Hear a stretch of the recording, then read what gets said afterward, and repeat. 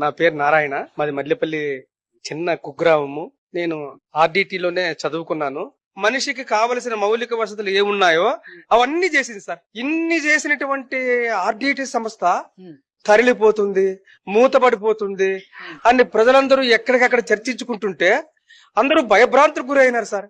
Lokesh sir కూడా చాలా బాధపడ్డాడు సార్. ఇక్కడ ఉన్న పరిస్థితులను చూసి అట్లాంటి ఆర్డిటి పోతే ఎట్లా అని సార్ కూడా కలత చెందిపోయినాడు సార్ లోకేష్ సార్. అప్పుడు లోకేష్ సార్ మరి చంద్రబాబు సార్ తో మాట్లాడి సార్ వాళ్ళందరూ కలిసి ఢిల్లీకి పోయి గౌరవ అమిత్ షా జీ గారితో మాట్లాడితే ఆ క్రమంలో మాకి ప్రత్యక్ష దేవుడు మన ఫాదర్ విన్సెంట్ ఫెర్రర్ గారు అయితే ఈ ఆర్డిటి ప్రత్యక్ష దేవుడు మా లోకేష్ సార్ గారు సార్. లోకేష్ సార్ గారు ఇలా ఇంత చొరవ తీసుకోకపోతే మా ఆర్డిటి ఉండేది కదా సార్, వెళ్ళిపోయేది సార్. ఇలాంటి వరంగా ఉన్నటువంటి ఆర్డిటి పోతే ఈ ప్రాంతంలో ఉన్న ప్రజలందరూ ఏడ్చక ఏం చేస్తారు సార్? మా గుండెల్లో ఉన్నాడు సార్ లోకేష్ సార్. మా గుండెల్లో ఈ ప్రాంతంలో ఉన్నటువంటి ప్రజల గుండెల్లో భర్తీగా ఉన్నాడు సార్ లోకేష్ సార్.